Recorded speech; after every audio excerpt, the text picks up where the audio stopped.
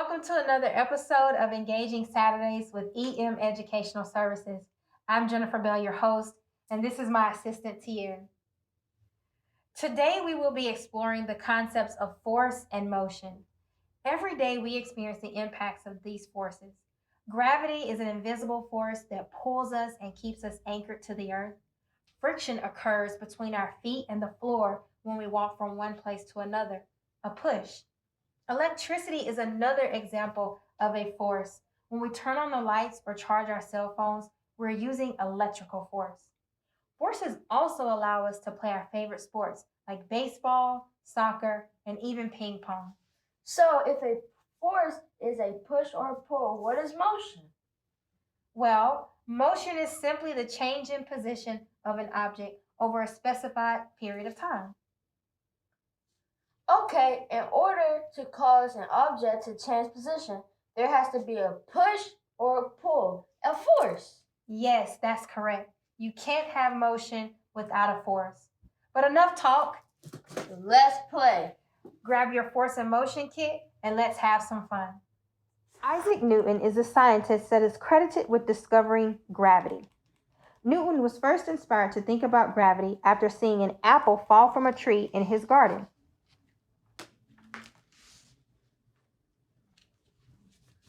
Newton realized that the force causing that apple to fall and keeping us from floating up into the sky is gravity. Today we understand that gravity is a universal force that applies to everything around us and keeps us on the ground. For this activity, we will explore Newton's first law of motion, which states an object at rest will continue to be at rest unless a force acts upon it. The same applies for an object in motion. An object that is moving will not stop moving until some force acts upon it. Let's explore this concept some more.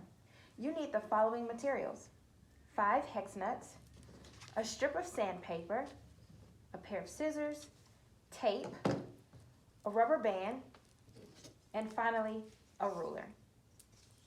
Now, the first thing that I want you to do is I want you to take your sandpaper strip and tape it down to a surface. It can be a table or a counter.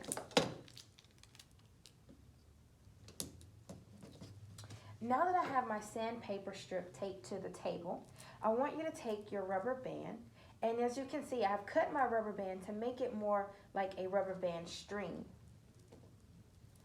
Tie one end of the rubber band to one hex nut.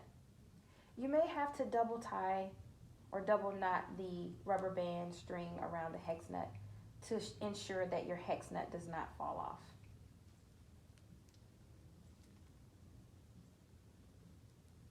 Now that I have secured my hex nut on the end of my rubber band string, I want you to take your hex nut and place your hex nut at one end of your sandpaper strip. Now let's take a moment to talk about friction. Take your finger and rub your finger across your sandpaper. What do you notice about the sandpaper? It's kind of rough, isn't it? The surface of the sandpaper is rough. Now what I want you to do is take your finger and rub it across the surface of, let's say, your counter or the table that you're working. You should notice a difference between the surface of the sandpaper and the surface of your table or your counter. The sandpaper is rougher, or should feel rougher to you to the touch than the counter or the table that you're working on. Well, this is a key important part of our experiment today. We are going to be exploring friction. Now, friction is a force, and we mentioned this force earlier, when we talked about walking across the floor and how this creates friction between your feet and the floor. Friction is the force that restricts movement between two objects that are touching. Rougher objects, like your sandpaper, will have more friction present, and smoother objects, like your counter or your table, will have less friction present.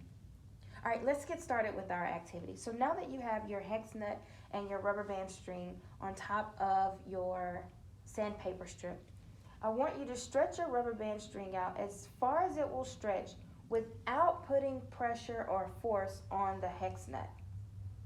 Once you have it stretched out as far as it will go, take your ruler and you're going to place your ruler at that point, the point where the rubber band stretches the furthest.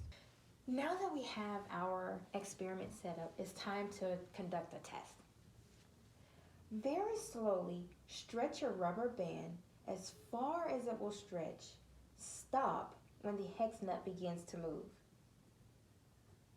Record your results on your data table located in your instruction manual.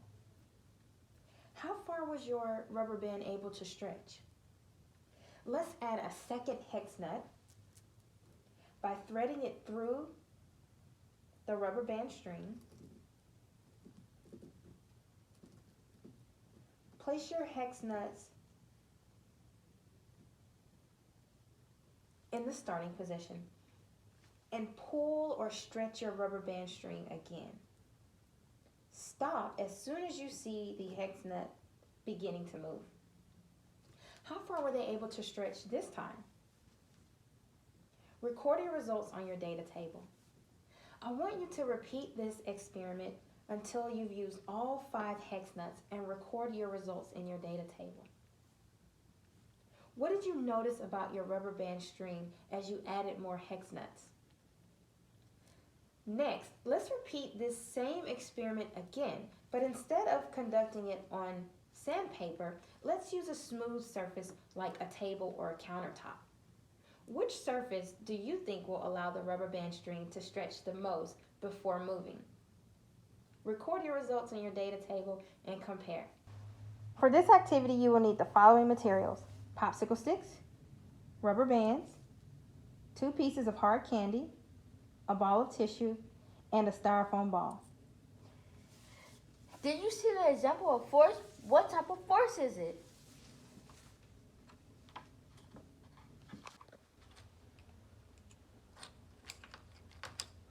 While Tierra is building his catapult, let's talk about the potential energy we are going to be learning about in this activity. Potential energy is energy that is stored. When an object is at rest, it has potential energy because it is not in motion. When an object is in motion, it has kinetic energy. Kinetic energy is the energy of motion. In this activity, we will be talking about 2 types of potential energy. The first is gravitational. Gravitational potential energy depends on gravity. The second is elastic potential energy. Elastic potential energy is stored because of the object's ability to spring back into shape after it's been stretched or squeezed.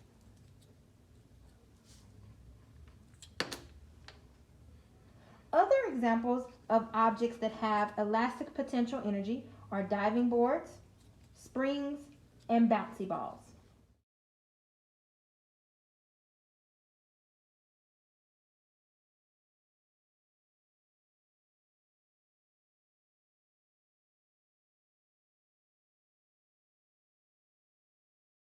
Now that you have built your catapult, it's time to test it out. Load your candy into the basket. Pull the catapult arm back to give your piece of candy potential energy. Release the arm. What happens to the projectile?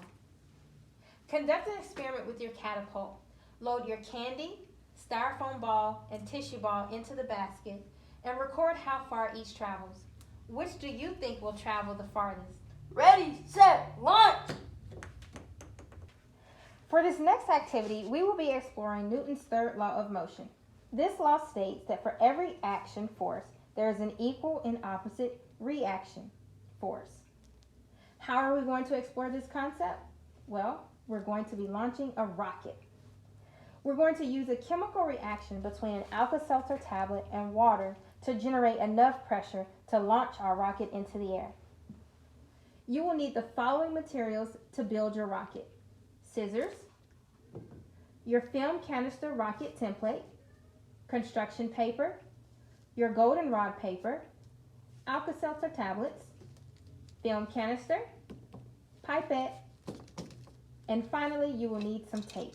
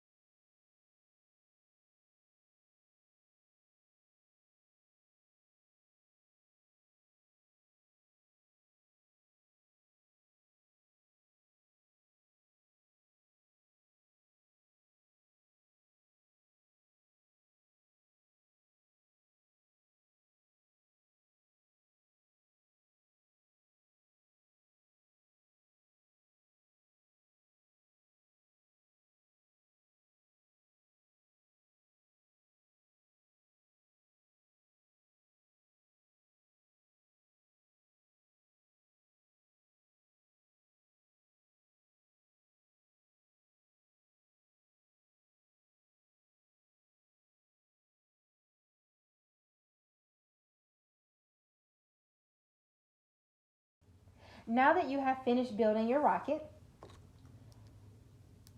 take your Alka-Seltzer tablet and break it into 4 equal-sized pieces.